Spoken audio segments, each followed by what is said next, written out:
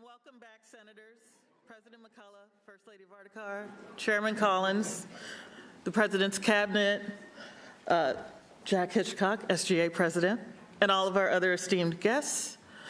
We are gathered here to hear the President's annual State of the University address that highlights our accomplishments as a community over the past year and offers a glimpse at the priorities that we will have for the year to come. This speech is the culminating activity of our year as a university enshrined in the Faculty Senate bylaws. Since joining FSU in August of 2021 as our 16th president, President McCullough has guided the university to new heights. We have continued to build on our legacy of high-quality research and academic achievement. I hope that you will all now join me in welcoming to the stage President Richard McCullough.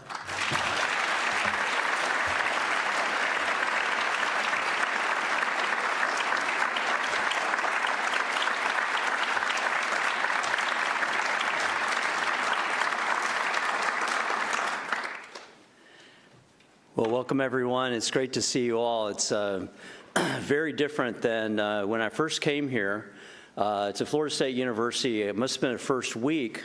I had suggested that we have a town hall meeting and to speak about COVID and what the university was going to do in regard to COVID. And I remember, I think there were 4 people maybe that attended the town hall.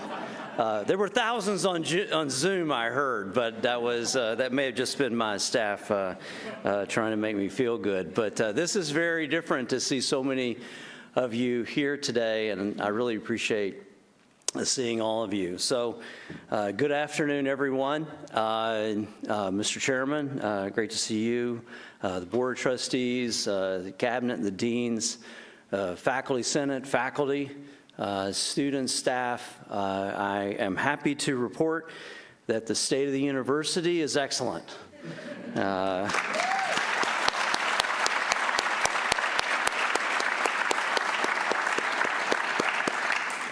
And climbing.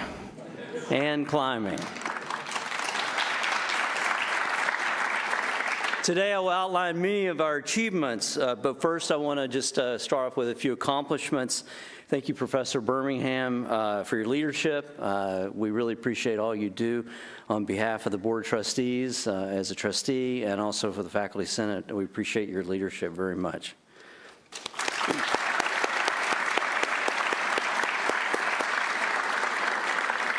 I'd like to thank my wife, Dr. J. Vartikar, who's here. She's an outstanding partner and exceptional First Lady. She's doing an amazing job as an ambassador for the arts, and she's a wonderful representative for the university. She's an essential part of our success, and I'm so glad that you're here today.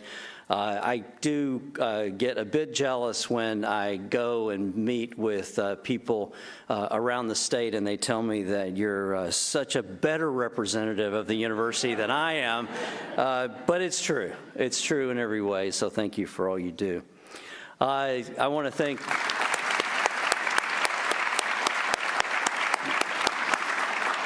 When we first came to Florida State, we would have never imagined the community that we have here at Florida State University.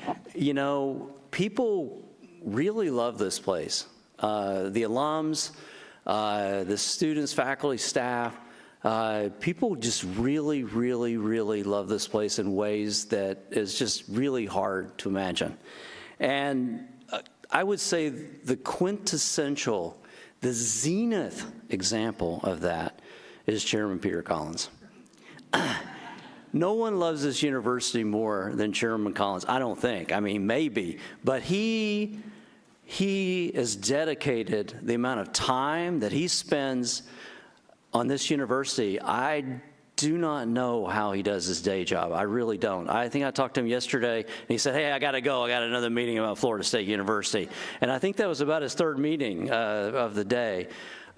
He gives his all in so many ways. He is promoting the university to the executive officer of the governor, our state legislatures, to other universities, to the board of governors, and he works tirelessly on behalf of the university, and he's an amazing partner. So thank you, Peter.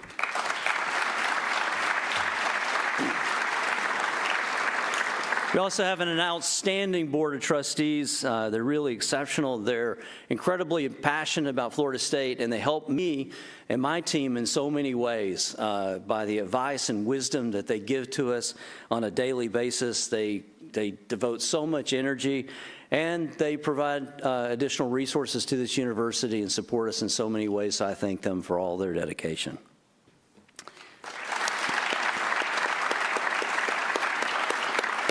I want to recognize FSU trustee and student body president Jack Hitchcock.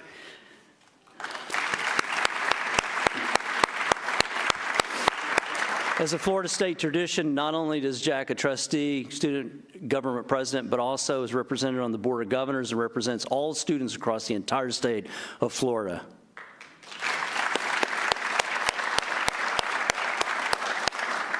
I'm so fortunate because over the last 2 years, we have built an incredible team of people here at Florida State University. We built an exceptional team. We have recruited some of the best people in the country to come work with us here because of the exciting vision that we have here at Florida State University. And we have a remarkable senior leadership, I would say probably one of the best in the country. So thank you all for being here, the deans, the cabinet members, vice presidents, thank you all for all you do. And you are all the ones that help me every day to be successful. So thank you for your tireless work.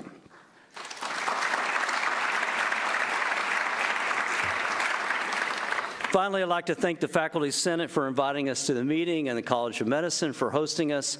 We really appreciate this opportunity to talk about the things we've done in the past few years and the things that we'll do in the future. Before I begin, let's look at some highlights from 2023. So we're going to go to the videotape.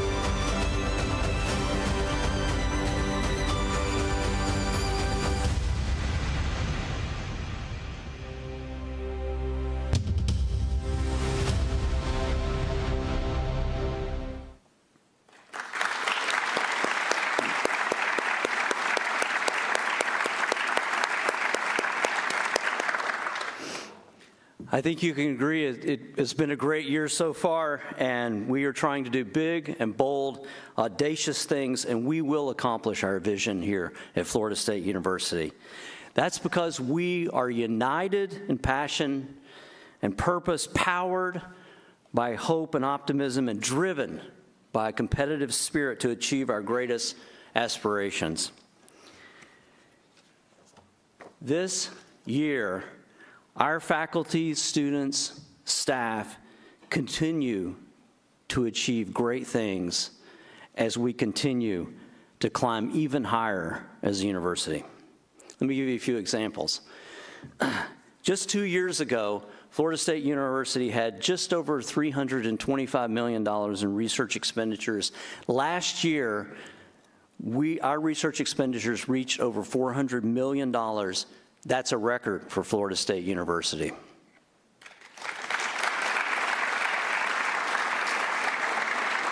In student success, we now have 75% of our students graduate in 4 years.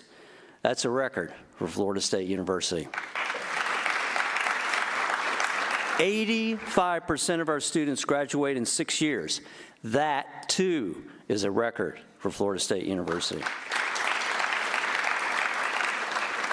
96% of our freshmen return for their sophomore year. That's another record. This retention rate, freshman retention rate, puts us among the most elite universities in the entire United States and 6th in the nation among public universities. These achievements are not by luck. It is the result of the hard work that takes place across this campus by folks like you sitting in the audience here today, and by strategic and intentional investments that we make here at this university through the Board of Trustees, through the leadership at this university, the deans, and from the president's office, provost's office, and through the cabinet. We are making those strategic investments so that we can get better every single year. These goals are not done without thought. These goals represent our values.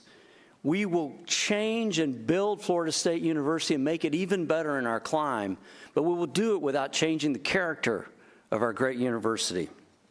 These goals in which we have presented to the Board of Trustees means that we will be investing in our academic excellence to continue to drive student success, to enhance Florida State's research profile and provide faculty support, grow an entrepreneurial culture, expand initiatives for inclusive excellence, strengthening our relationships with the community and with our government leaders, ramping up our fundraising and marketing efforts to better support the university and expand its story throughout the United States and the world.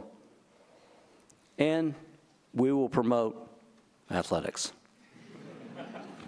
but only the excellent kind. Let me start with student success. I've already shared with you some of the incredible metrics that we have enjoyed in student success over the last couple of years.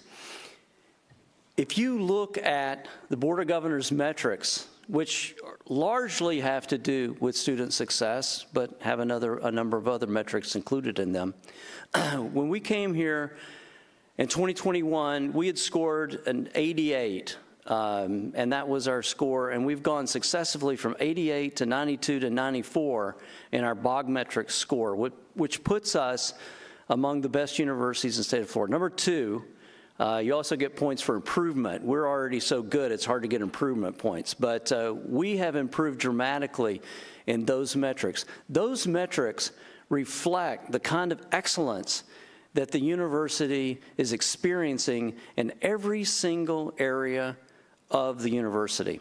If you look at the metrics for ranking systems, and you look at every single metric, we have improved in every one of those metrics in the last 2 years, every single one of them, and in some cases dramatically so. In student success, which is a hallmark of Florida State University, as we have climbed 44 to 18, 19 in the rankings over the past 6 to 7 years. This university has built a foundation on student success, and we will continue to invest. And you can see as we have gotten even better and broken our own records. So we're very proud. And you can tell that something good is going on, because when you look at other public universities and you ask, how are things going in terms of your enrollment, in terms of your application numbers? How's it going? They say, we are struggling. We are struggling mightily. And they say, how are you doing? And we say, well, we had 80,000 applications for 6,000 slots. And then last year we had 75,000 applications for 6,200 slots. So the students, the undergraduate students, are voting with their feet.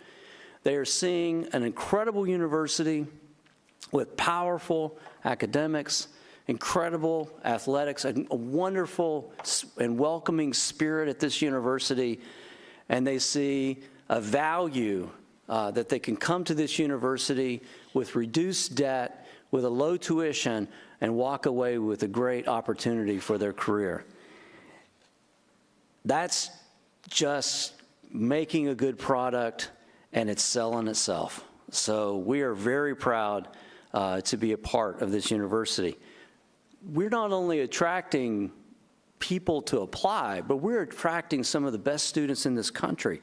This year we had the best freshman class in the history of Florida State University, with an average GPA of 4.3, an average SAT of 1310, and 72% of them were ranked in the top 10% of their high school class. Just a few years ago, we were around 40% that were in the top 10% of their high school class. We are attracting an incredible group of students to this university. We are also accomplishing this intentionally as well, as we have expanded and increased funding for our Presidential Scholars Program. This year we accepted 47 Presidential Scholars, the largest first-year students in this premier scholarships history. We've also have a goal of doubling our honors program. We've grown it from 400 to 600 by making investments to attract the best students in this country. These investments are recruiting the kinds of students like Daniel Zanaga, who graduated summa cum laude in May with a degree in cellular and molecular biology. Daniel grew up in Columbia and integrated to Florida when he was a teenager. He is one of these wonderful students that has been here at Florida State University, an honor student. He's participated in service opportunities, research opportunities, and is prepared well for medical school as he wants to practice medicine in underserved communities around the globe. Earlier this month, Daniel was named a finalist for the prestigious Rhodes Scholarship for all of his achievements here at Florida State Universities. So we're so proud of Daniel and the extraordinary support that he's received from the Office of National Fellowships here at Florida State University. In addition, we lead the country in not only bringing in the best and brightest students in this country, and those from the most, some of these amazing students come from a variety of backgrounds, some from very privileged environments, some of them come from very challenging environments, often first generation. And Florida State leads the country in providing an opportunity for these students that come in who are challenged and want to get a degree and accomplish great things in their life. Through many programs, through our first-generation programs, which 26% of our students are first-generation. As a first-generation student myself, I understand the challenges that students, when you're first coming to college, that don't have that background and that support system, what it takes to succeed. So we have continued to expand these programs, including our nationally regarded CARE program, which supports every first-generation and Pell Grant freshman through many programs, including new programs like the Quest Scholars Program and a new initiative called Illuminate. We continue to invest in advisors and life coaches to make sure that each one of these students not only succeeds but excels. This is the hallmark of the things that we do here at Florida State University. These enrichment funds and scholarship funds continue to drive our academic success, and as you know, whether you come from a privileged environment or whether you come from a challenged environment, you have the same chance to graduate here at Florida State University, in which we won an award a couple years ago as the best in the country in student success. Advising is critical to that success as we continue to invest millions of dollars each year to make sure that our advisors stay, and we work on their salary considerations, and we aim to hire more and more of these advisors so that we can make sure that we create the best environment for our Florida State students. All of this translates, this is just one piece of it, but all of this translates into the kind of 96% freshman retention, graduation rates that are among the best in the state.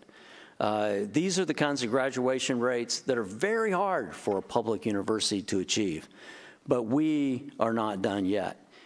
We are working harder each day to make sure that our students have the lowest debt in the country. Our goal is among major research universities, we want to have the lowest debt among any university in the United States. We're not there yet. It takes a lot of work and it takes a lot of resources. And for those donors in the audience, we're depending on you to help us to reach this goal. So thank you for your support already. These kinds of programs, along with things like persistence grants that help our students in trouble who need a little bit of a boost, are really critical to make sure that each student gets that special care that they need to succeed. This is not easy. We're a university of 35,000 undergraduates, something like that. This is a big place. So to run programs like this, it's not a university or college of 200 people. This is a big time operation, and it requires a lot of hard work. And so I just can't thank people enough for the work that they do. We also have launched the Center for Academic Guidance, which is another program to help our students along. I have to give a tremendous shout out to the Provost's office, Provost Jim Clark, for his leadership in this area, as well as the Dean for Undergraduate Studies, Joe O'Shea, have been tremendous partners in this journey, as well as others in the Provost's office, especially Moneyball team, Rick Burnett and James Hunt, others, for all they do to help us to follow all this in minute detail. So I appreciate that very much.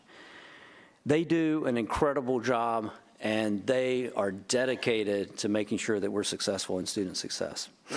Student success is not only the details of these academic programs. This is a wide group of people across the university who are very involved in the success of these students. The university community is devoted, from the faculty, the staff, and deans, to student success, and including and especially our Office of Student Affairs. I'd especially like to recognize Vice President Amy Heck for the amazing work that you all do in the Division of Student Affairs, the nurturing and supportive home that you provide through university housing, campus recreation, providing a safe, supportive, and fun environment for our students.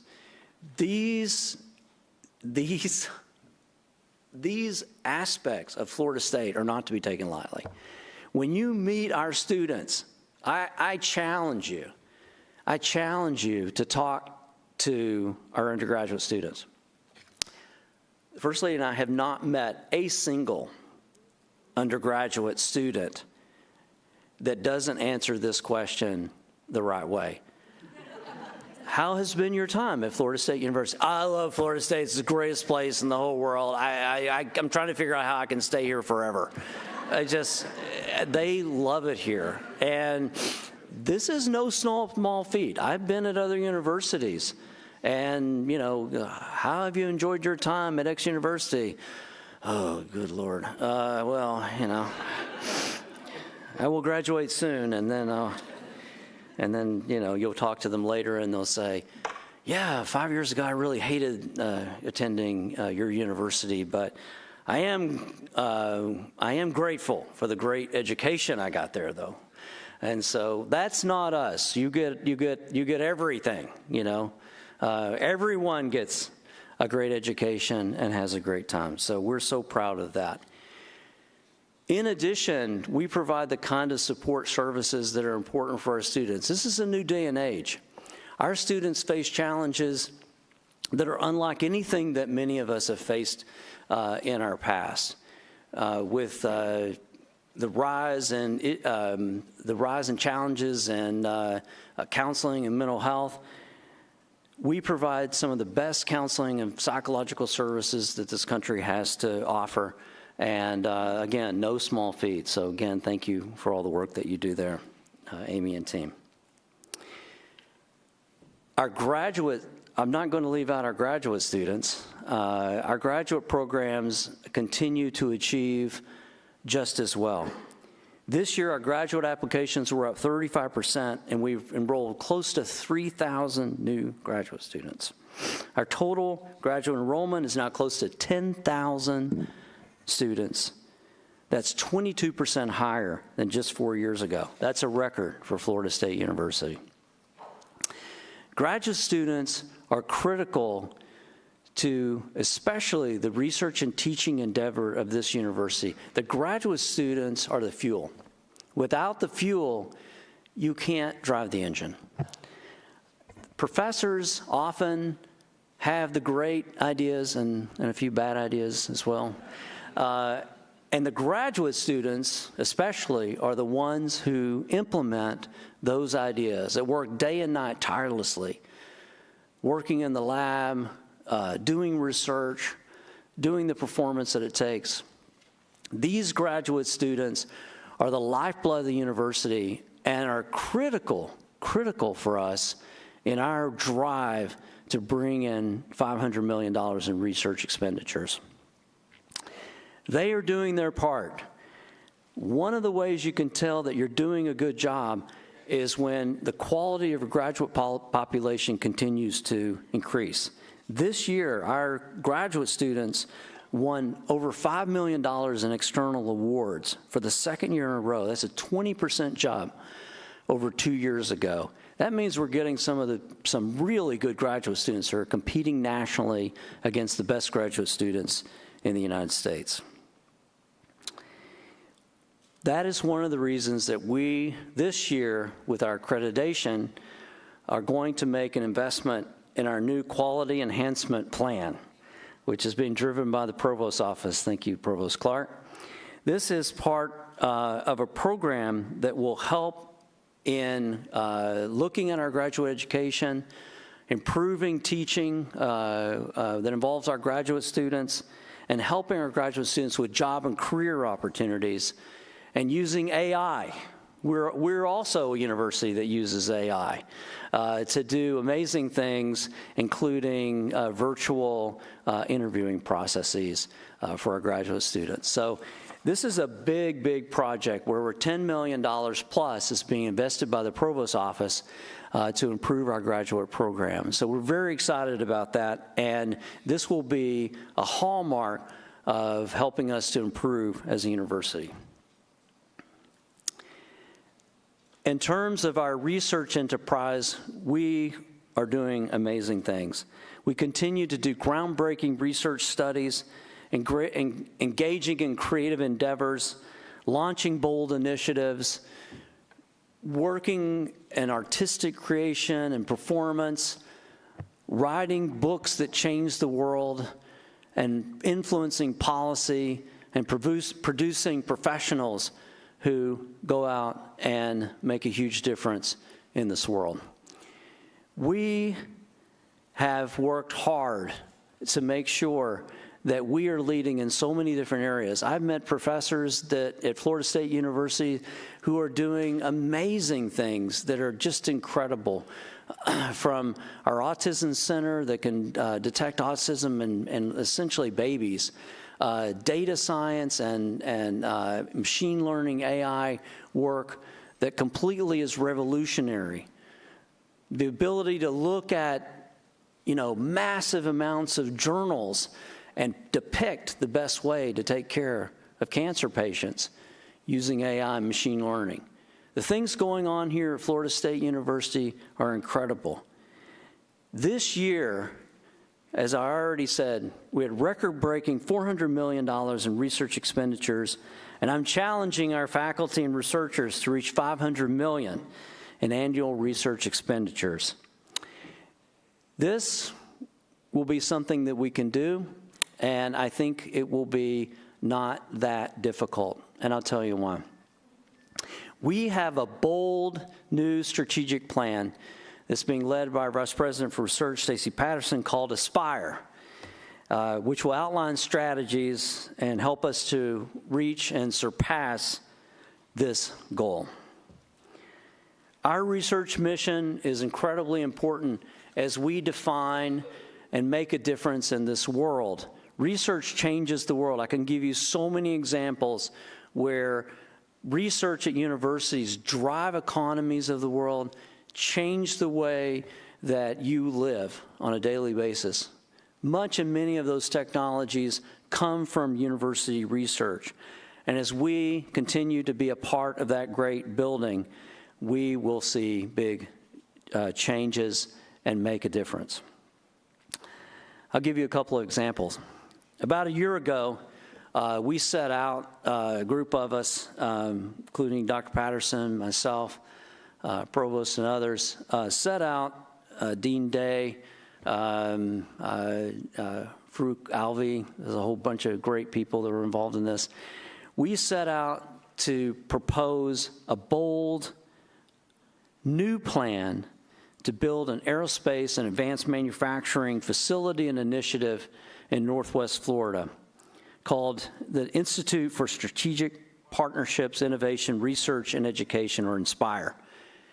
This program was really audacious in nature because the idea was to build a research center that would do testing for aerospace and build advanced manufacturing for things like hypersonic aircraft and spacecraft of the future, partnering with the DoD and aerospace industry partners, and including Eglin Air Force Base, Tyndall Air Force Base down in the Panhandle. Not only that, but to develop training for workforce development in that region to help to transform Northwest Florida, our backyard, and help to build our engineering school and also fortify and help build up the great partnerships that we have with our campus in Panama City. This program would allow us to do the kind of research that we haven't been able to do, but also contribute mightily to our research expenditures, our research portfolio, our reputation, and also to the workforce development. Many worked on this proposal for many, many, many, many hours and days. I was mostly saying, keep going, you know, I don't deserve much credit other than saying, let's do this, you know, and but a team of people did an absolutely incredible job. We met almost weekly to work through the proposal, and we presented it to a group called the Trump Gulf Coast Board. You may remember the BP oil spill. That culminated for the state of Florida in a $1 billion settlement with the state for economic development in Northwest Florida. We went to and partnered with Florida Gulf Coast Board, and just a few weeks ago, the board voted to support our vision and approve funding for that project for $98.4 million.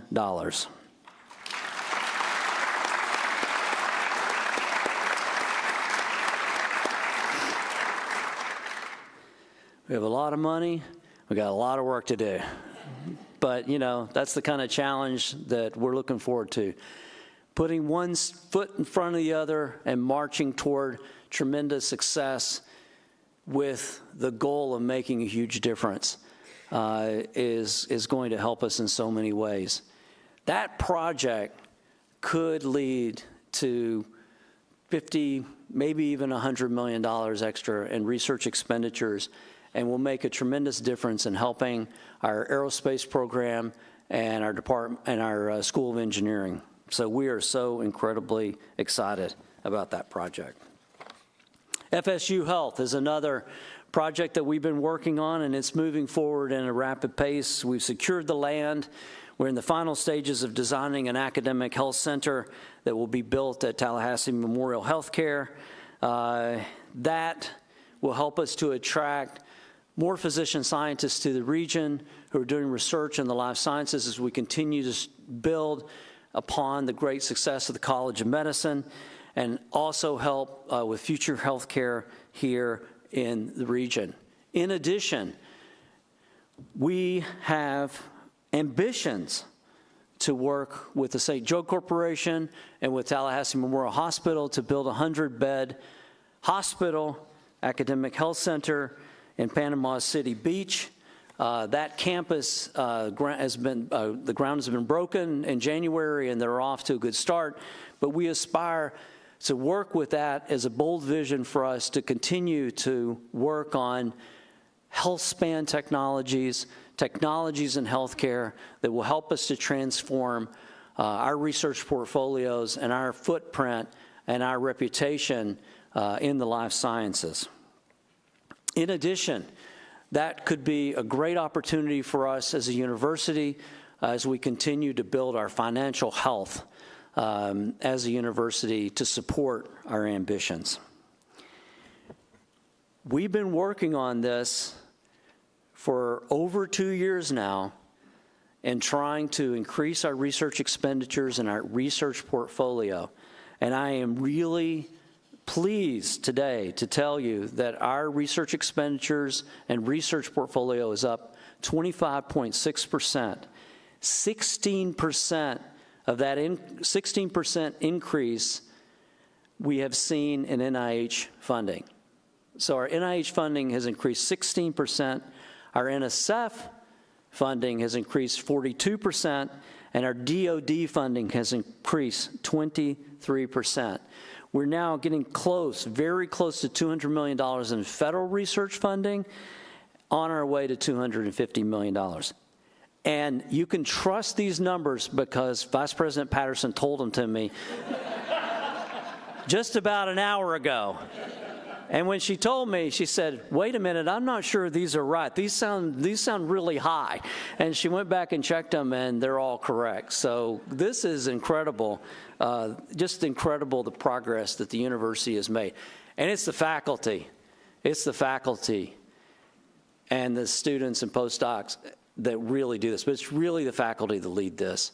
And so we are so proud of all of you for really, really working hard to help us to make this university as strong as we possibly can in research. We also know that all the extra work leads to more resources for your research, and we want to do everything we can to continue to build the research infrastructure at this university so that we provide and make it easier for you to do everything that you can to be the best that you can be.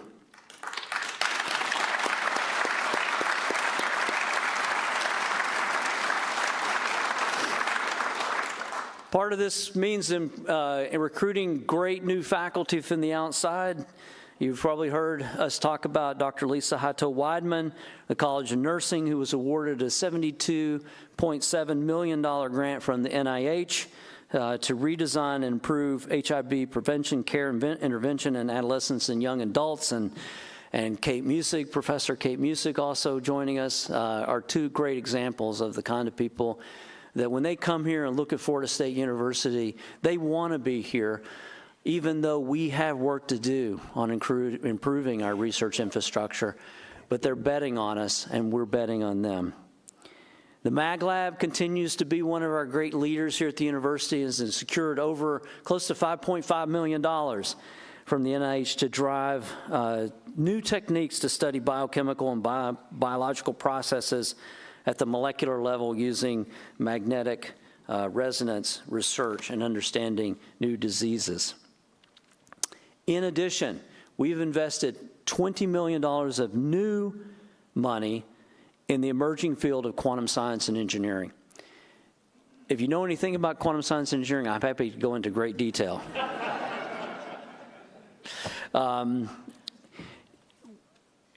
Magnetism and magnetic materials will play a huge role, as well as high-temperature superconductors. And we at this university have some of the best research in this area in the country. So it is a no-brainer for us to make huge investments in the area of quantum science and engineering. This is $20 million in new money that's coming from the central administration. This does not count the money that comes from the deans and the colleges that are investing in hiring new faculty, physics, chemistry, engineering, for example, computer science in the area of quantum science and engineering. This will be an important goal for us as we continue to build in this big area and help to contribute to national security and the national competitiveness of this country as we continue to need to lead.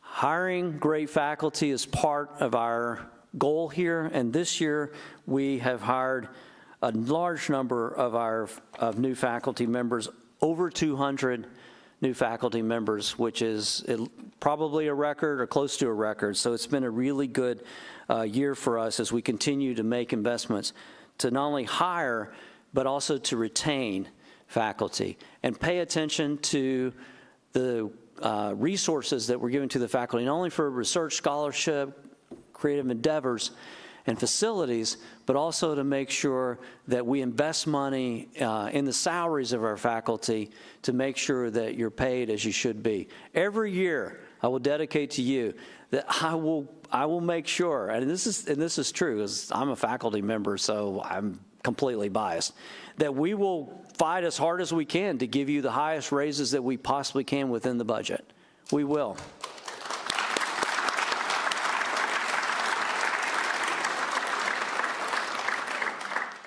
So we fight every year to make sure that we can do everything we can. And especially, we want to support those faculty who are working hard and are trying to make this university the best that they can be. Because world-class faculty, those are the ones that make a difference for this university and what makes a great university.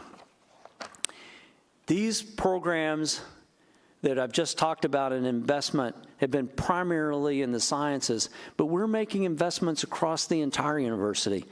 You probably know that we're building a new business school in Legacy Hall. You can see the steel going up across from the Tucker Center. We raised a lot of money to make sure that that has gotten off the ground.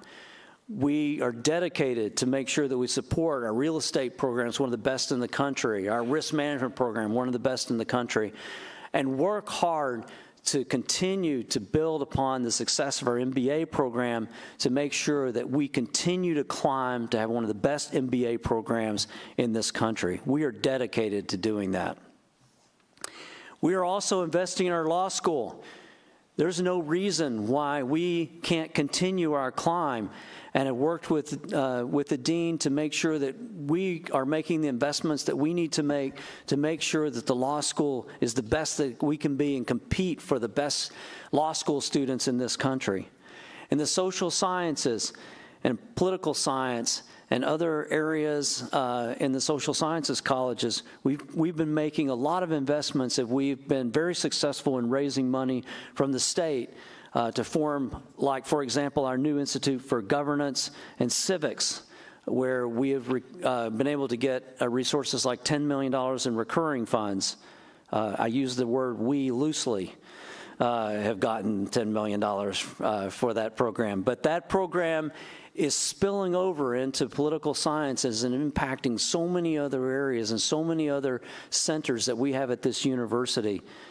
We will continue to look to make sure that we're looking at every single area of this university so that we can be better. We have tremendous arts at this university. Our dance program is nationally.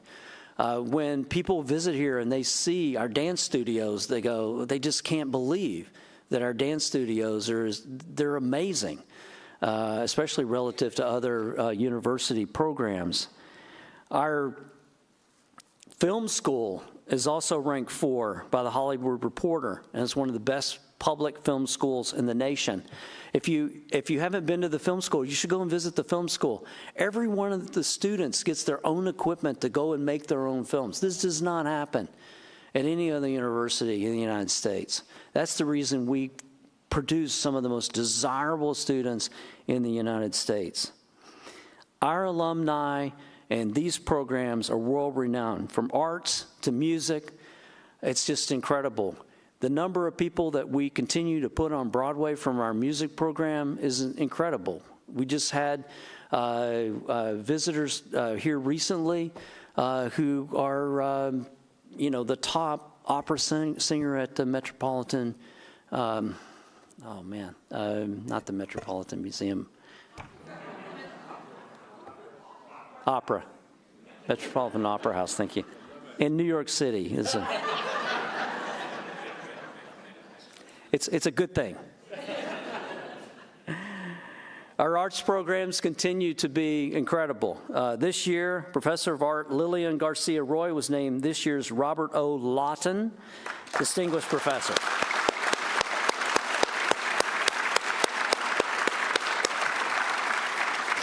This is the highest honor that a FSU faculty can bestow upon one of their own, and she's the first visual artist to win this award. Let me say we are here at this university to continue to support the arts, but to reaffirm our commitment to the arts. And we continue to support these areas through so many different ways. I'll give you an example. This past year, Ian Quinn, an associate professor of organ and a coordinator of sacred music in the College of Music, serves as the university's first research fellow in the arts and humanities. Professor Quinn is working with Vice President Patterson on the ways that the office can best support scholarship, creativity, and research related to the arts and humanities. We also, this year, probably for the first time, raised over $2 million in planning money to look at creating a building in the new arts district. It's planning money, but it's a start. But we have a bold vision to look and see what we can do to continue to have the kind of facilities that are requisite with being one of the best programs in this country. So we will continue to support that, and we work with all of our deans to make sure that we're accomplishing. And we also challenge all of the deans to continue to let us know what are the things that you need. We will continue to support our faculty, but also look to bring in National Academy of Science members to this university as we continue our climb toward AAU Readiness. This year, the College of Engineering recruited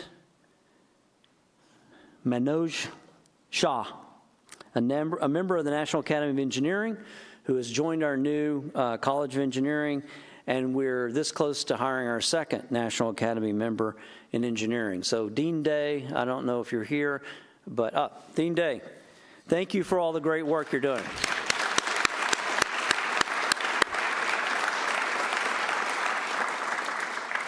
I love that when I said to Dean Day, I said, Dean Day, if you can go out and hire National Academy of Engineering members, we'll find a way to pay for them whatever it takes.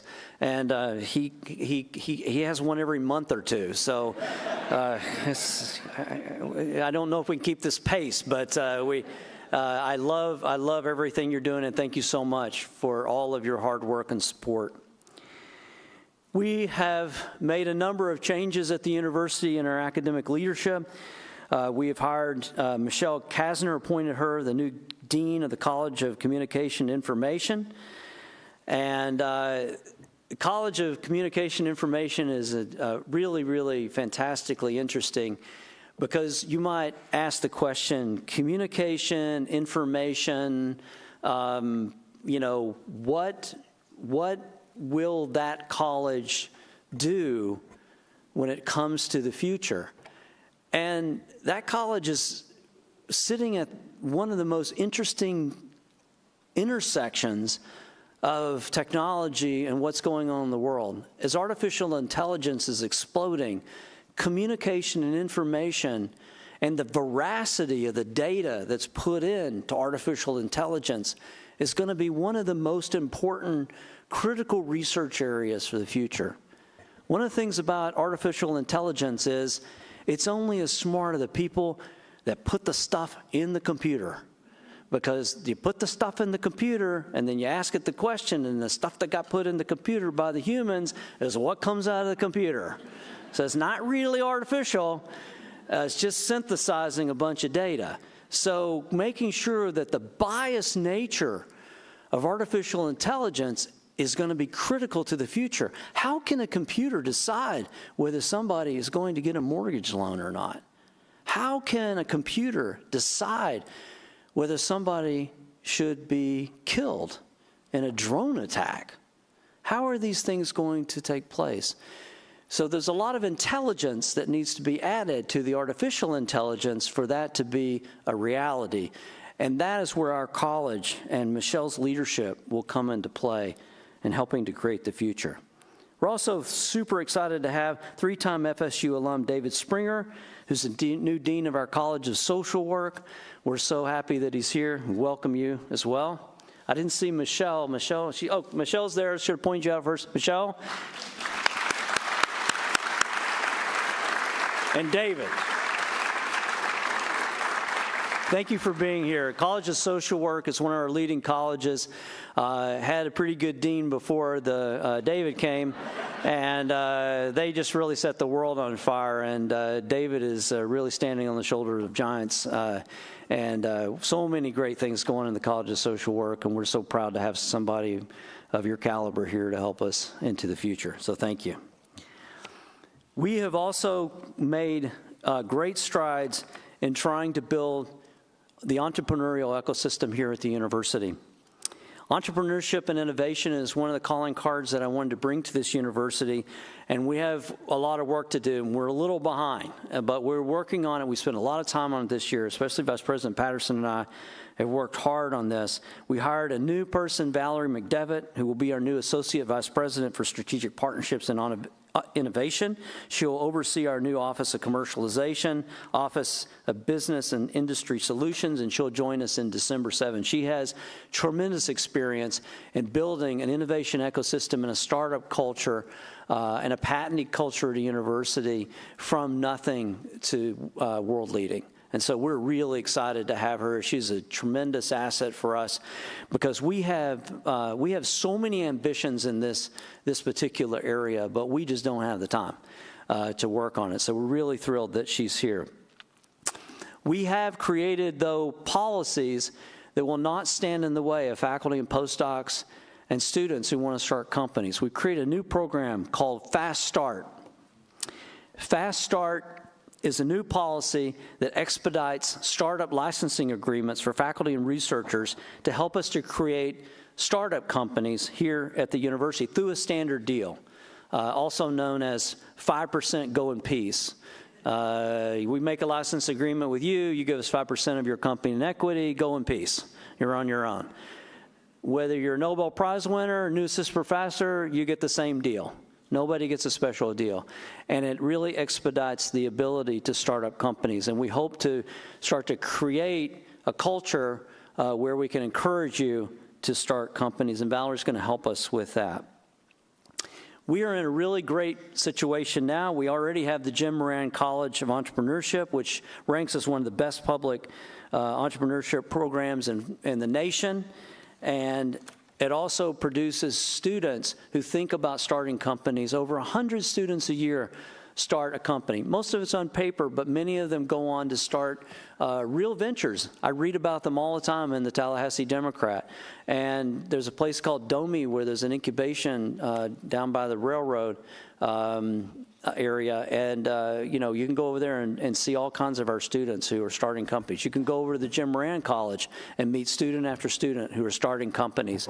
So we have the culture among the undergraduate students, but we don't have that culture among the graduate students, the postdocs, and the faculty as much as I would like to see it. So we're going to create resources to do this. We have a lot of space with Northwest Innovation Labs, which we've made huge investments in.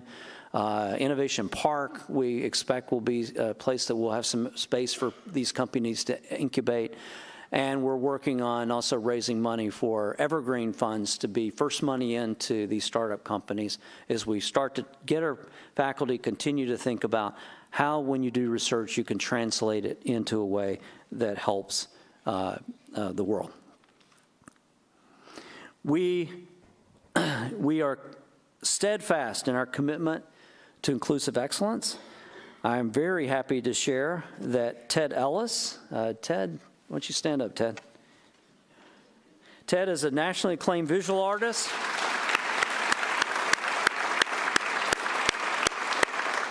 And has been named the first director of Florida State University's Civil Rights Institute. Congratulations.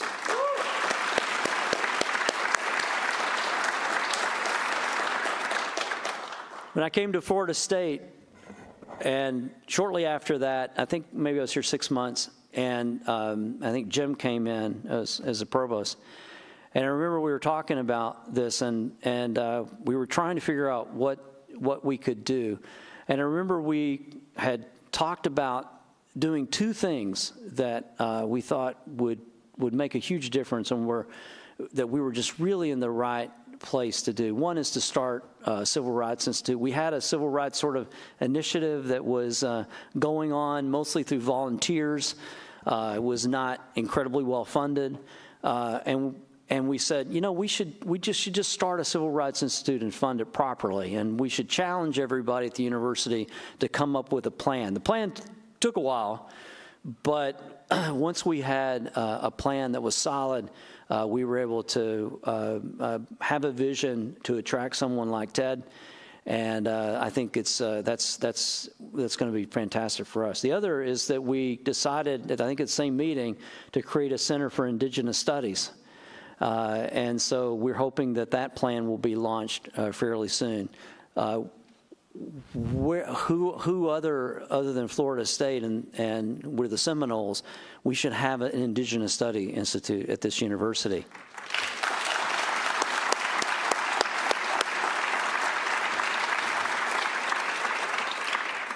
And a little bit of inside joke, but Jim actually got a space for the Indigenous Studies Institute, which is right next to the Westcott parking lot, which I think only 30, 40, 50 people asked for that space. So Jim using his power as the provost to get that space. So congratulations on securing that space. We continue to do so many great things in terms of reaching out in our international programs. We have one of the best international programs in the United States. I don't know if you know this, but we're ranked third among all public universities for the total number of study abroad programs. We have the most amazing study abroad campuses, and beyond the campuses, we have all these programs where all of these students are going to all these countries and doing amazing things. Jay and I and Chairman Collins and his wife Jennifer, who's on the International Programs Board, went over and witnessed for firsthand the life-changing experiences that these students are having at Valencia, London, and Florence. We met so many students, and I can't tell you how many of those students said life-changing, life-changing, life-changing. And it's provided us so many opportunities. We met with Nigel Evans, who was someone that Trustee Justin Roth was an intern with, who's basically like the number 2 person in Parliament, and reignited our internship program with the help of Amy and others. And it's just a super amazing opportunity for our students to learn about different cultures and have that meta education. Our Center for Global Engagement has welcomed this year the largest cohort of international students, over 600 students from 74 nations. This is incredible to have this kind of diversity at our university, who brings so many great cultures and aspects and provide that education that you just can't get any other place. When I think back to my graduate student days, where, you know, I was in a lab with someone from Lebanon, somebody from Copenhagen, 2 visiting professors from Japan, people from China, graduate students from China. There were 3 Texans, so we had a full complement of foreign countries in our lab, and I on the softball team won Best Foreign Player of the Year. in my first year in graduate student. So, you learn so much from these relationships and these friendships that, we still have these friendships today with people from all over the country and can pick up the phone, at any time or send an email. We went on vacation in Spain, and I hadn't seen two visiting professors from Spain in probably over 20, 25 years. So I just sent them an email and said, hey, we're coming to Barcelona. You want to get together and have dinner? And he said, love to see you. And they spent all day with us, and so it was just incredible. So we have had a lot of success this year, and we couldn't have done it without the Florida legislature, the Board of Governors, the community partners, executive officer of the governor. They support us financially in ways that are absolutely incredible. I mean, if you look at our last session, it was a record-breaking level of funding. The amount of money we received in recurring funds was tremendous. I mean, it's equivalent to like getting a $2.5 billion endowment get. I mean, you just don't think about the kind of support that you're having. If I stood here today and said, I raised a $2.5 billion endowment gift, with your help, Marla, we would be dancing in the streets, okay? We would. That would be incredible. That's how much money that we got in recurring funds from the state last year. And the year before, we got it too. So no matter what is happening in this world, the state of Florida is supporting higher education, and they're backing it up with taxpayer dollars because they believe in what we're doing, and they believe in Florida State in particular. So we couldn't thank them enough. They funded almost half a dozen capital projects for us. The ability to build new buildings is unbelievable. We're finally going to renovate the Dittmer Chemistry Lab.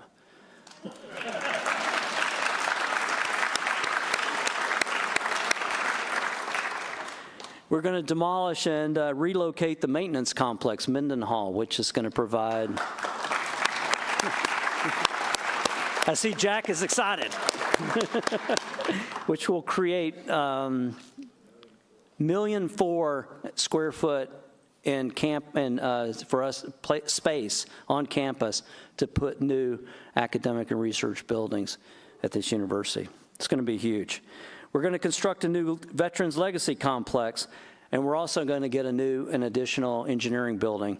So I can't thank all the people that are involved in this, Chairman Collins, Clay, incredible work to get this done. We can't be more excited by the support that we have gotten from our state. Now, this session, we were able to get a lot of things done, and including past sessions where we were able to do things like build the business school building, the ICRB. So you can't forget that money came from the state to help us to build those buildings as well. Now, we'll ask to complete those projects in this session, and the tea leaves say that the budget for the state is looking good. It's not, people were a little bit worried, but it's looking pretty good. So we're expecting to have a solid, hopefully very strong session again this time. And because we know that our legislators are betting on Florida State because it's a great return on investment. Last session, we had some policy changes that were put forward by the legislator and Executive Office of the Governor, and we have been working furiously to try to implement many of those. We've worked as partners with those politicians and leaders to make sure that we are communicating with each other to make sure that we optimize these policies so that they come out in the best way that they can for getting done what the state is wanting to do, but also making sure that we as a university are striving for greatness and work with them. They have been great partners. You on the outside may not see it, but and the newspapers don't reflect well, sorry to the media, exactly what is going on. But we've been working in partnerships, and we have had a strong ability to work hand in hand with them. We expect that this session will be more about implementing the policies from last session than it will be about new policies for this session. So you never know, but that's what we think is going to happen in this session. We will continue to work hard to make sure that we are doing things that protect our faculty, such as promotion tenure. As we work through post-tenure review, we've worked really hard. Janet's done a tremendous job at trying to make sure that post-tenure review looks very similar to our 7-year reviews. And we want to use this as an opportunity. We're going to hold the leaders of the state and the Board of Governors, we're going to hold them to their promise to have post-tenure review to be a reward system for our faculty who are doing a great job.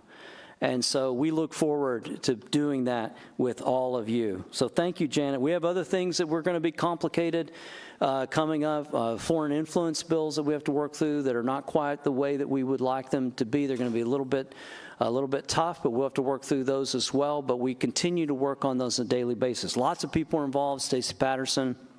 We just hired a new chief compliance officer, chief Compliance and Ethics Officer, Robert Large, so we welcome him to the Florida State family. He's helping us. Andre is helping us. There's a lot of great people that are helping us with all of these implementations. We still look to you as the faculty and deans to give us feedback so that we know, what are unintended consequences of things that are going on that are not probably as intended, so we can help you to help us to optimize these systems working with our partners. I'd like to acknowledge the Tallahassee City Commission, Leon County Board of Commissioners, Mayor, City, County Managers for their support of Florida State University. They are important partners for us. One great example of that is our new Capital Regional Real-Time Crime Center, the Florida State Police Department, Tallahassee Police Department, Leon County Sheriff's Office, and our College of Criminology and Criminal Justice are working together to solve crimes faster and making Florida State and the community safer. I'd like to thank Senior Vice President Kyle Clark for his leadership, for conceiving the idea and coordinating the stakeholders throughout the project. We were at the ribbon cutting. Everybody was giving you a tremendous amount of credit, as well as our Chief, FSU Police Chief Rhonda Harris, and Tom Blumberg, who's our Dean of Criminology, for their leadership in this great project. You get a chance to go over these amazing screens where you can see crime and things taking place in real time. It's really incredible. And there's a big research component to this as well, so that people can respond and do good things. Everybody likes a good crime genre, I know, but that's... I also want to thank Kyle for his great leadership. He's a tremendous partner to me and the First Lady on so many things that you do for us. So thank you for everything that you do. I promise I'm getting close to the end. Our cherished partner with the Seminole tribe continues to strengthen every year. We visited the Big Cypress Reservation for the first time and met the tribe recently, and visited the Seminole Village and Museum.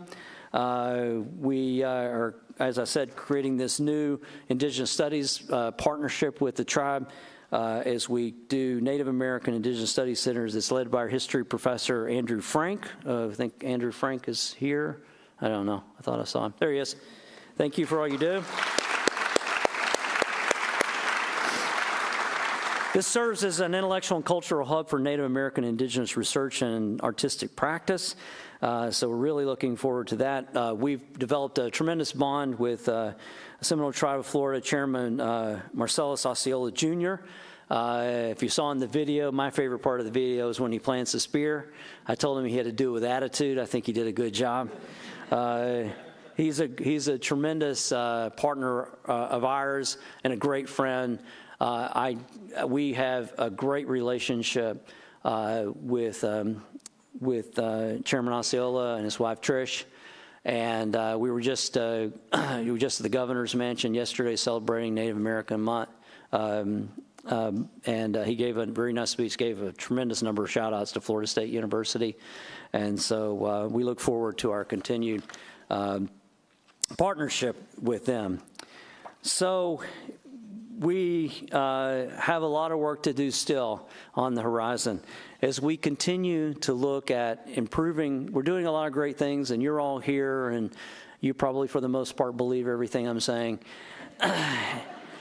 But those on the outside, we still haven't done a great job at telling our story, and we need to do a better job. This year, we hired a new Chief Marketing Officer, Susanna Wesley Alshweedy, who's joined us as our first Chief Marketing Officer, as I said, and she's working to help us to raise our brand and raise our national profile. Dennis Snicker, who runs our communications office, has done a tremendous job at helping us in this regard as well, helping us also to protect our brand, but also to promote our brand. He and his team do a great job in helping us raise the bar.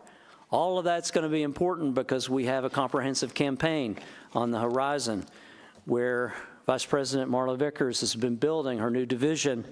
And in fact, we've hired a number of great people. Susan Glenn will join us as our new Associate Vice President for Advancement, and she will oversee a fundraising team of the colleges, schools, and units.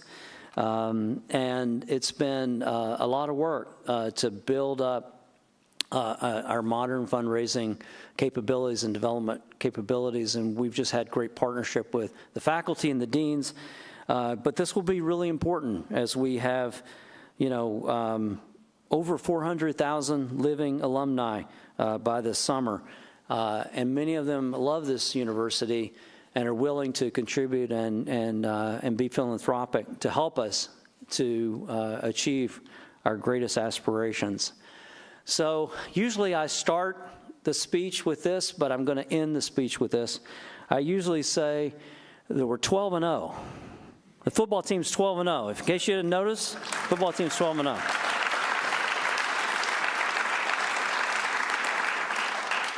And someone told me that your presidency will go as your football team's record. That was somebody at another school. I said, I must be doing a pretty good job. So, but we've had a great season. Michael Offer, our athletic director and vice president, has done an amazing job. I tell Michael he has one goal: is win championship in every sport. That's the goal, and he's climbing up there. He's doing it. We had a great fall. Our women's teams continue to lead at a national level.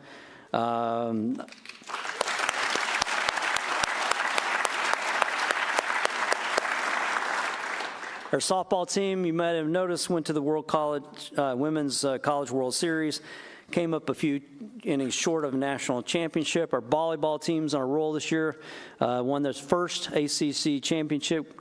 Coach Poole, ACC Coach of the Year. That's the first one since 2012, and they're in the NCAA tournament, so we're very proud of them.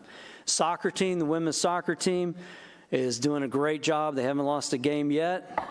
And they're the number one seed in the NCAA tournament. And this weekend, they'll play in the College Cup semifinals for the fourth straight year in a row. First Lady and I are very fortunate to be able to go down and watch them in Cary, North Carolina, and hopefully cheer them on to their fourth national title.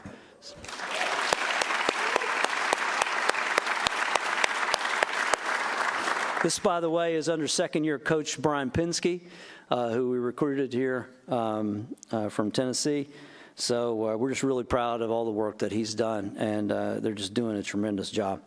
I don't know if you have heard this or not, but we are creating a new women's lacrosse program.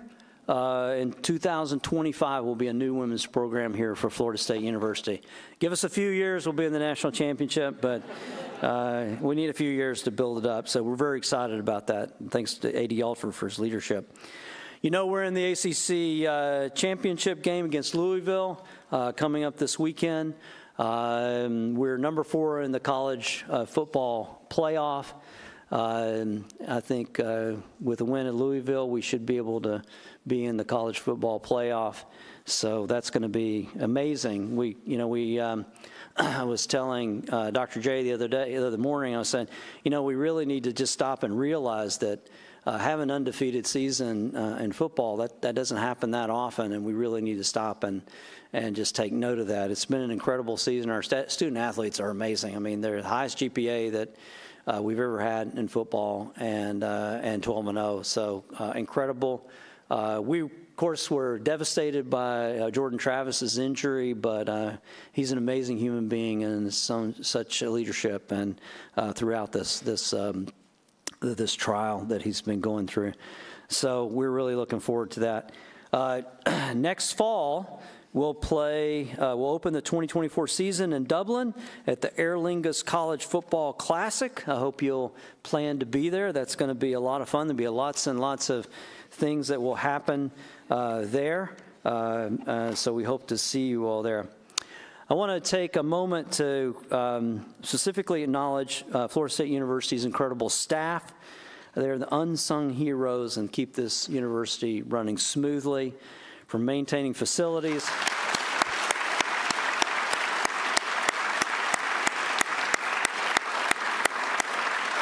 essential support services. Their hard work makes this a welcoming place of learning.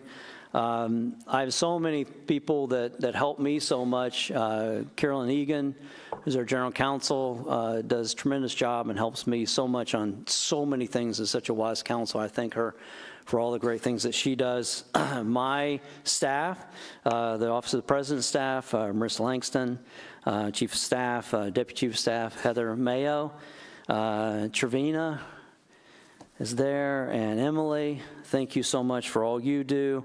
I want to thank Jimmy Cole. Jimmy Cole, I don't know if Jimmy Cole is here.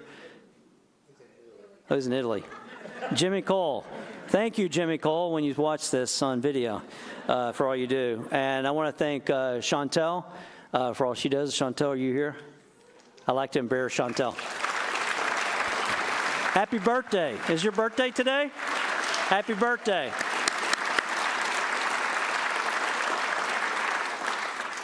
And lastly, I want to congratulate Danielle Boone. Is Danielle here? Stand up, Danielle.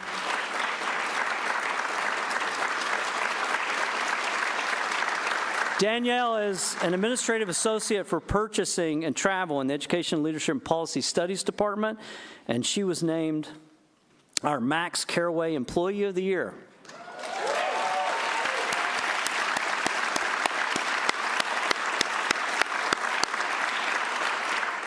Thank you, Danielle. I have to make the final selection of the Employee of the Year.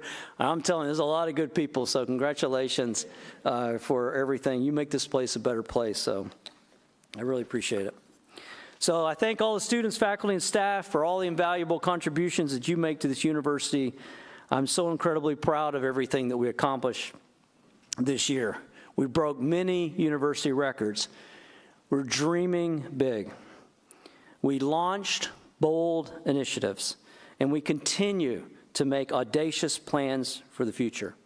And we will keep on climbing. This is our time. I hope you share with me the optimism that I have, that we have for this university to take us to greater heights.